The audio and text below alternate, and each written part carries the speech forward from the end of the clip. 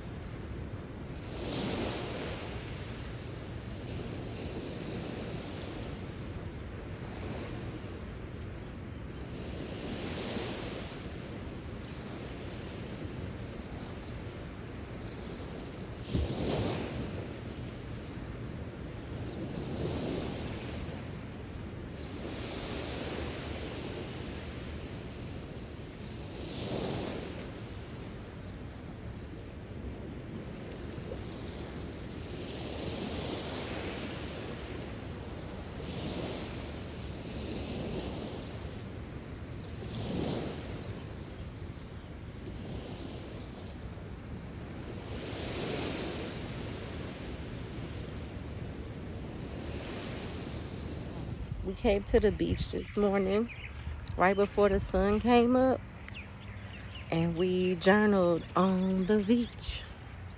And we just did a writing prompt where we wrote about our lives from this moment forward.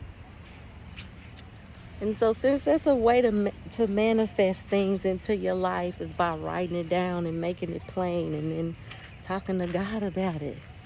So we decided to start our past today.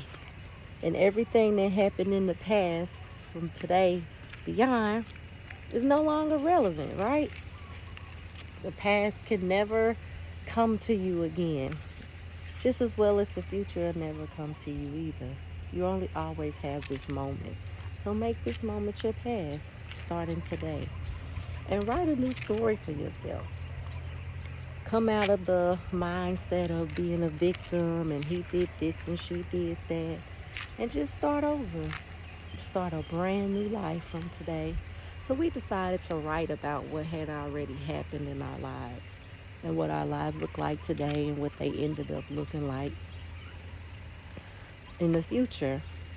I just challenge one of y'all to do that today and just write about yourself from this moment forward. Write a new ending for your life. Maybe you have one already and you just need to expand on it a little more. But I challenge you to let go of everything that happened in your past and start your past from today. I already know you can't see me.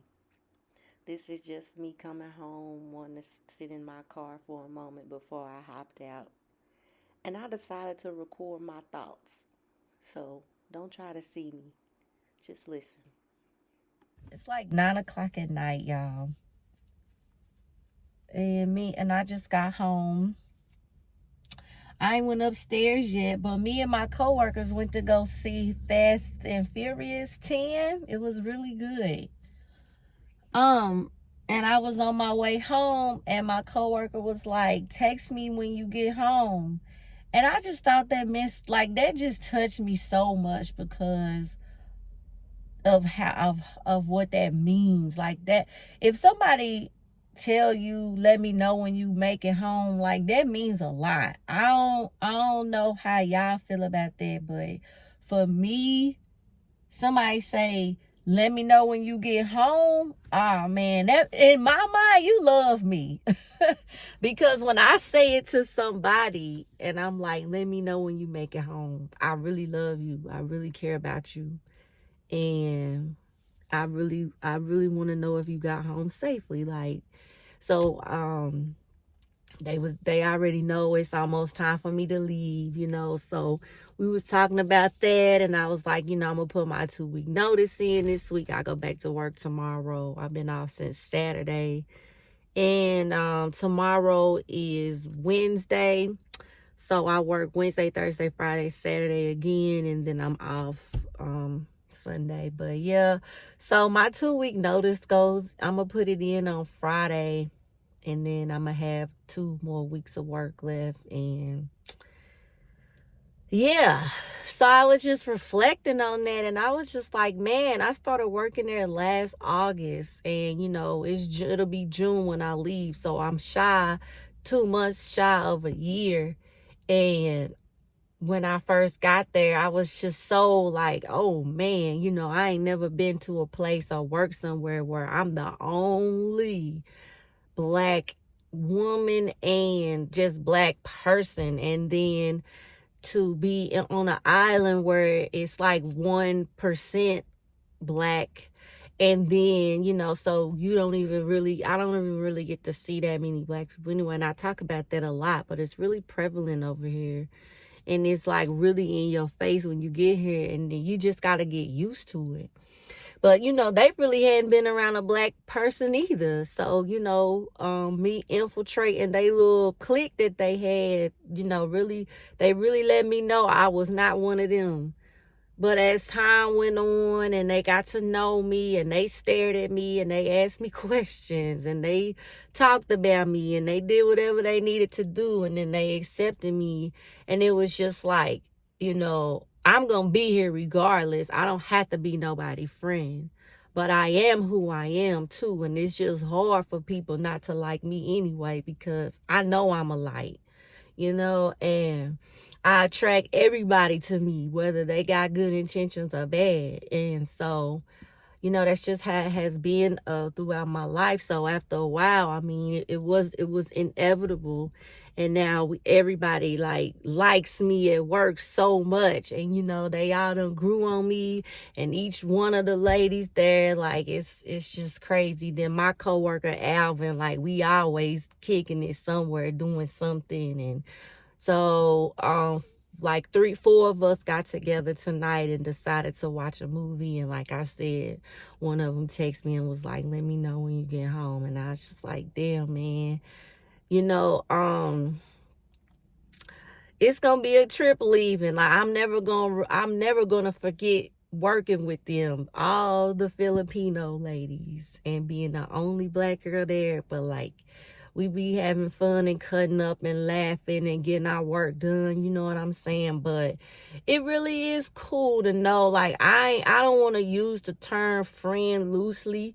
I don't want to sit here and act like I'm really going to do a whole bunch of effort in trying to keep in contact, because I know how I am, so I don't want to set no standard for that after I leave. But it's just cool to have been our worlds collided for whatever reason. I don't believe there's a coincidence. I don't believe in coincidences, so I don't feel like it was just a coincidence that we ended up. No, everybody that I meet in my life, I'm supposed to meet them. I'm supposed to learn something from them. I'm supposed to get something out of that. And,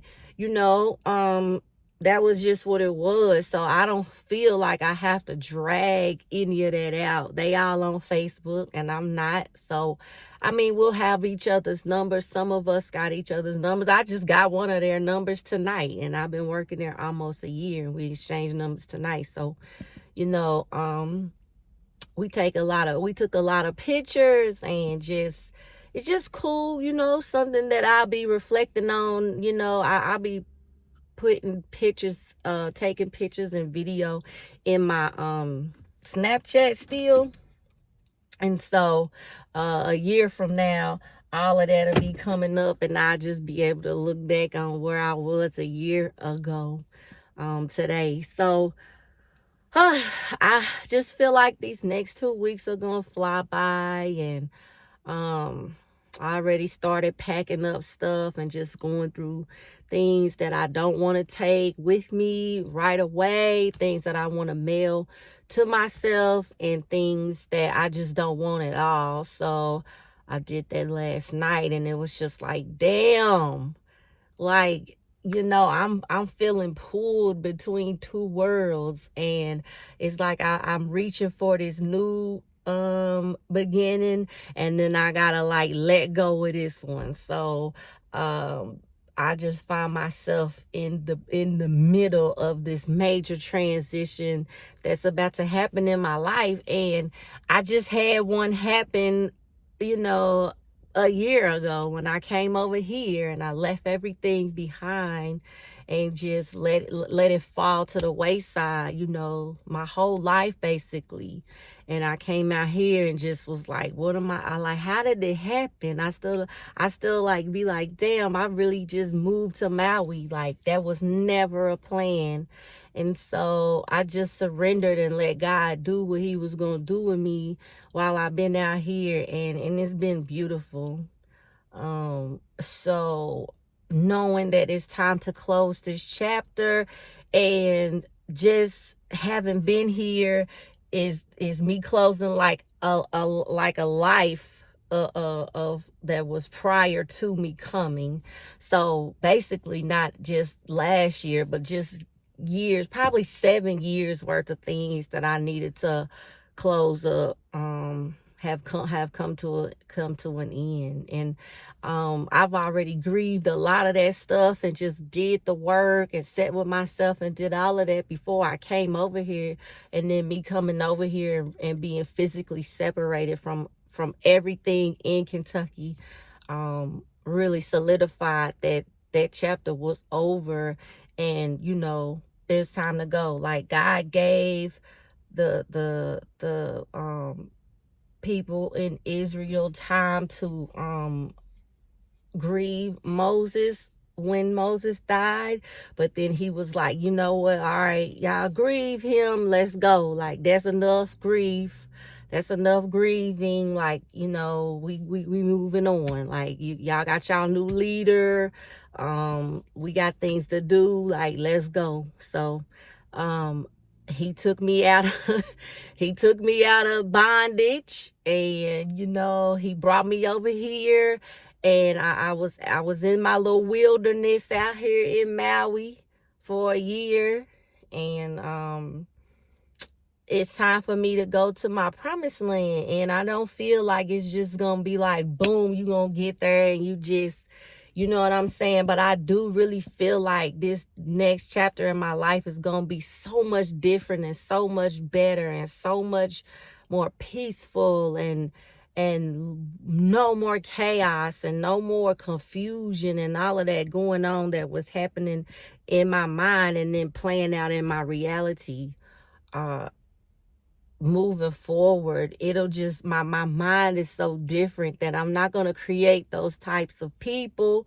I'm not going to create those types of realities. I'm not going to create those types of situations, because my thoughts are different, and I have had my mind renewed.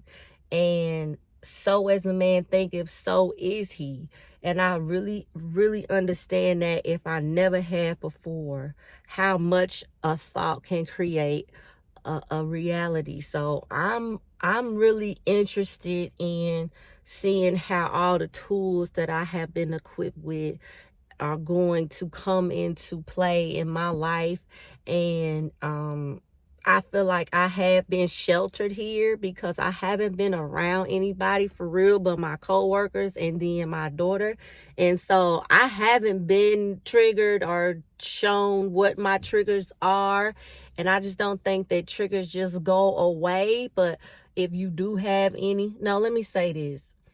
You become aware of your triggers. They don't go away, right?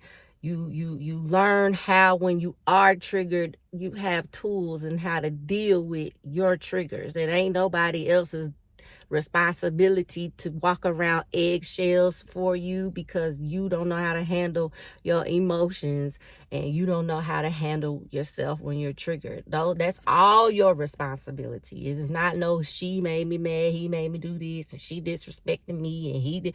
Like, no, like you can't control other people. You just control Sandra, right? So all of that being said, when people do start to come back into my life and into my reality, and I'm out here placed in these different situations, because living in Maui is like not real. It's a beach vibe. Everybody chilling, like nobody's off that. I ain't heard nobody argue. I ain't seen nobody arguing. I don't see nobody raising their voice, hollering. Like, none of that's going on, like I've not had to raise my voice and be in an argument. Like, I don't even talk on my phone. So it's like, you know what I'm saying? Ain't nobody bothering me and I ain't bothering nobody. Like I said though, moving out of my little bubble God put me in for this past year though, I know good and well it's some things that's gonna show me where I'm really at and show me how I need to still work on some stuff, or show me the things that I'm really graduated from. I know that healing is not something that you do and you're done with it. It's definitely levels to this. However, I'm not going to spend the rest of my life just in the mode of healing. I came a long way, and I'm cool. I'm going to just be. I'm going to just be right now. Like, I'm trying to be right now. Like, I've done a lot of work, and if it's all right with God, like, I just want to chill. I don't want to learn no more lessons right now. Like, not right now. You know what I'm saying? Let me enjoy the level I'm on right now and be cool right now. I just want to be. I don't want to heal and do this shit all the time. Like, that's a lot of work. And people throw that word around so, like, they throw around love and friend and brother and sister. Like, it's real work in that. And I ain't saying that I'm the only one who has done it, but like, if you really listen to people and how they talk, and especially how they talk about their past and people who have been, done them wrong, and what I'm saying, you can tell who done set with themselves and who really understand what is going on in their life and their reality. Because when you in your victim mode still, you got more work to do. And listen, I ain't judging, because I remember being in my victim mode too. And that victim mindset is paralyzing, because you really in your mind and your reality, this is these people's fault. But when you start to really do this work, you realize that all them fingers you was pointing, you had a lot more pointing at you. You know what I'm saying? You created these things in your life by not having boundaries, by not loving yourself enough, by not having no self-esteem, by not wanting to be alone, by just, accepting, just being a people pleaser, by not saying no and understanding that no is a sentence. I could go on and on about myself, but having understood those things and having become made aware of those things, and really having to sit with that and understand that I have accepted that's who I used to be. And now I'm like, okay, I still love the same. My heart's so big. Like, I'm not bitter And I'm not mad and I'm not angry and upset. I don't have those types of emotions. So I don't have no reason to put no fortress behind over my heart. You know what I'm saying? I used to show up in the world like that. I give you this much, but you can't have that much.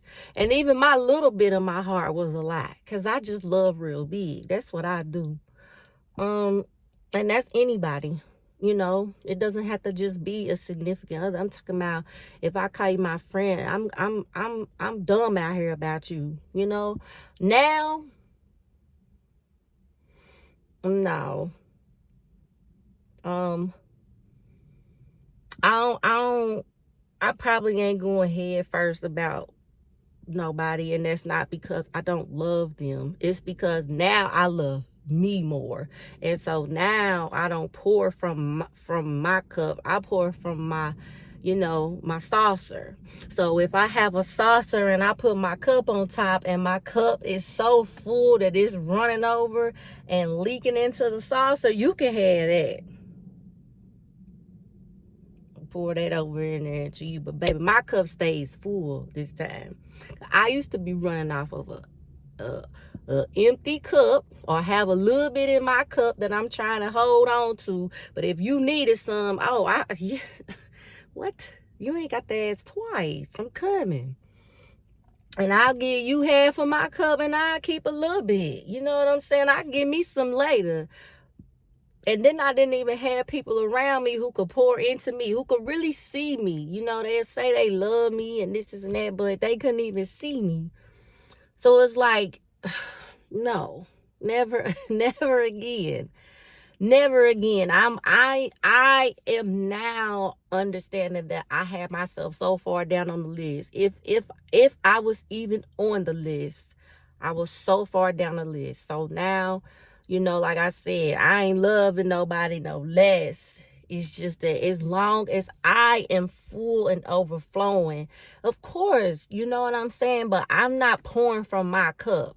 So I have to make sure my cup's full before I could ever pour out to anybody else. And I never operated in that capacity in my life.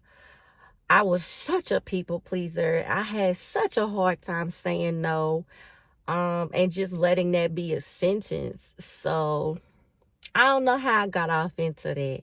But like I said, just do more listening than you do talking, and you will hear where people are in their lives, because they gonna tell you. Because people like to talk about themselves a lot. They want you to hear everything they got going on. Like, even for me, like, I like to listen. And now I have to make myself more aware of actually listening and being in tune. Like, once I realized that communication has more to do with listening than it ever does talking, I was just like mind blown. Because if you would have asked me 2 years ago, are you a good communicator, I'd have been like, hell yeah, I can speak my thoughts. I know how to articulate my thoughts very well. But it has nothing to do with me talking. It was about me listening. And a lot of times I could listen to you and still not process what you're saying, because the information that you're giving me, I'm filtering it through a perspective of hurt. Or if I was the victim back then and you telling me something, I can only process listen, people only gonna be able to process information from the level of their intellect. So if they are a victim, and the things that they're talking about and processing, it's by the time it get through all the filters that it needs to make sure that they gonna be the victim, like, they don't get to hear a lot of things that you're saying.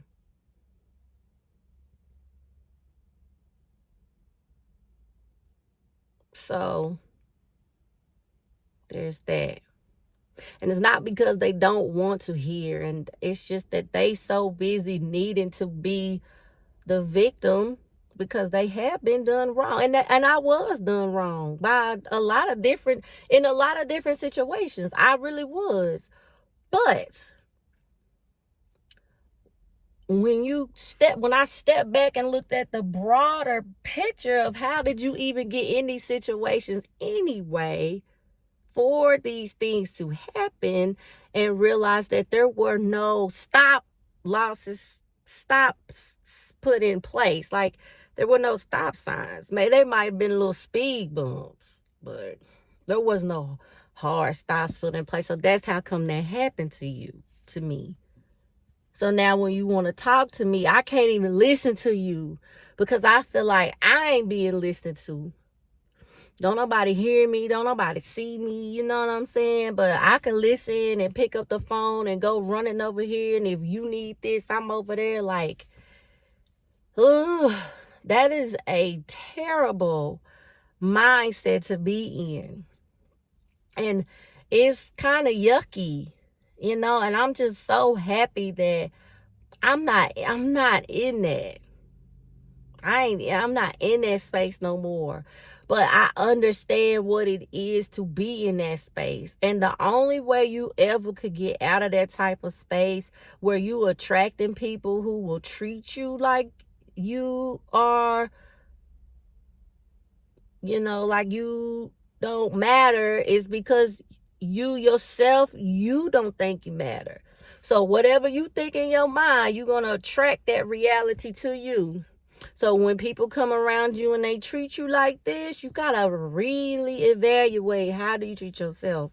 What do you think of yourself? And you could be like, oh, I love myself. I love myself. Okay, well, listen, the quickest way to figure out where your level of esteem is to evaluate the things that you're putting up with.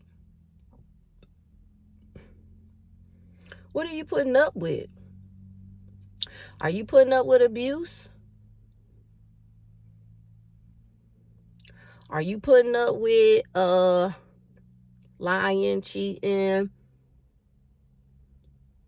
Are you putting up with I mean, what are you putting up with?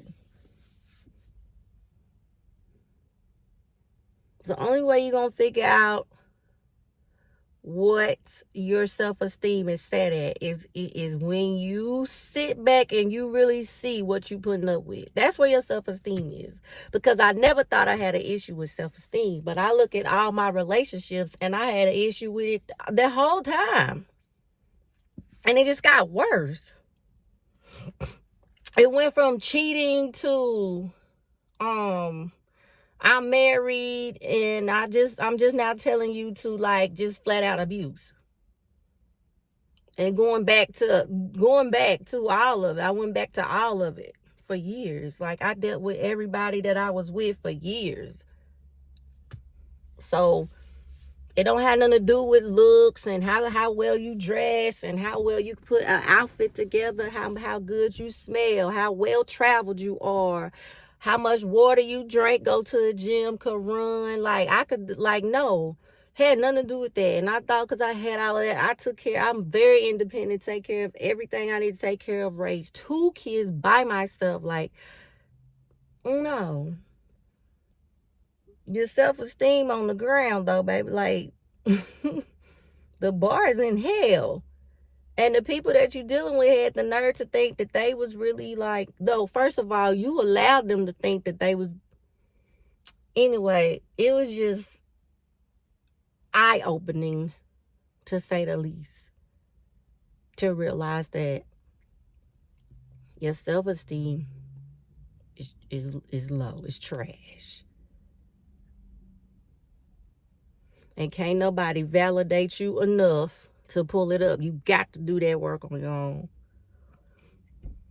So, like I said, listening is going to tell you a lot about a person. And I can't wait to just get out here and listen. Because I'm going to be dating and dealing with people and figuring out who going to be cool enough to be, like, I don't want to say a friend. I'm like 42 years old. I'm not really looking for no friend, but, you know, just somebody to hang with. And I just don't, I I don't want to build I already wrote down the type of people that I want to come into my reality, and I'm not accepting nobody who ain't like that, because I know what I bring and who I am. So I know who I want to be around now. I don't want to have no projects around me that I was out here looking for projects. I was out here putting things into people that they lacked. And every time we walked away from each other, they was better off than when I met them. And I'm not just talking about men. It was men included, but it was women too that I call my friend too. So, you know, when I not no more. I don't even like to talk about the past a lot because I don't live there no more in my head. So it's like it makes me feel a little nasty when I bring up the past, because it's like, ew. I hate that I lived there so long in these places that I had no business, but I put myself there with my choices and my low self-esteem. Like, so I don't ever want to be there again. And I just want to be able to continue to talk like this when it comes upon me, because somebody gonna watch this video and be like, damn, that's where I'm at right now.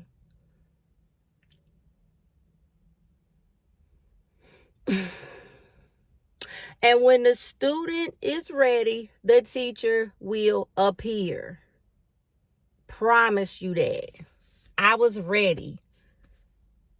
I told God I surrendered in 2021. No, January 2022. I spent it alone. And I did a vision board. And I wrote in my journal, New Year's Eve. Had some wine. And I just chilled by myself. I did not want to be nowhere else but by myself. And I told God, I surrender, man. Like, and then from January 2022, all the way down to July 2022, which is when I got over here, it was like things just surrendered. Whatever you want to do, God. I'm tired. You drive. I trust you. Yeah, so anyway, it's 9:45. I have got to shower. I got on lotion and perfume and been eating popcorn. I done dropped a couple of popcorns down my shirt and had to pull them out or whatever at the movies, sitting in the chairs. You don't know who I've been sitting in them chairs. I do like them chairs though, because they recline, and that's fun to me, because I bring a blanket. I recline all the way back, and you can't tell me I'm not at home laying in the bed. So yeah, I'm gonna shower. I gotta go to work tomorrow. And hell, I guess for real, like, in all honesty, and like, I got about 12 days of actually clocking in left, because I only work 5 days a week. And yeah, so I got about 12 days left. And y'all, we going to Nashville. My electricity's already my electricity is already scheduled to be turned on. My Wi-Fi is already scheduled to be turned on. So my rent was already paid for. I talked to the manager, and she was just like, yeah, you just gotta have renter's insurance in Tennessee. So I already have that. You have to have it. It ain't no whether you want to get it or not. But they already sent the email over to them proving that I already purchased that. So now we just wait on the clock. And yeah, like I said, when I first got on here, just being torn between letting this old chapter just close for good, Because I feel like the Maui chapter got to close with the rest of everything else. And this chapter from Nashville starts like, you know what I'm saying? I don't know. But I'm expecting things just to happen to me that I have never experienced before. I'm expecting so much greatness because I deserve it. And I'm not afraid to say that. Like, I'm gonna be doing great things. My YouTube channel hasn't even, like, I haven't even told people about it. And I just been doing videos and talking and uploading them because I want my, you know what I'm saying? I want it when it do blow and somebody and that one channel, that one episode do numbers. I want people to come in and actually click on the channel and be like, oh, I like this one that's going viral, and then they come to my page and see like 20 other episodes that's already on there, and now you got to go back and watch those, and they're so intriguing that you watch every single one of them, and now you're a fan, and now you're a subscriber, and now you just listening to what I'm telling you and doing with whatever you want with that information. But you understanding that this is life for me, and it ain't no aesthetic. That's why I try to keep my page as real as like for real. I don't want to get so caught up in aesthetics that it takes away from the realness of my page. I could get on here and go to Canva and put on some type of thumbnail that's real glossy and pretty and show you this, and that. And then when you click on my page, I got on a bonnet. Like, no, I'm not doing that. That's for somebody else. It's going to be real raw and real me, like it has been. I think this is going to be my 16th episode. And they just gonna build from there.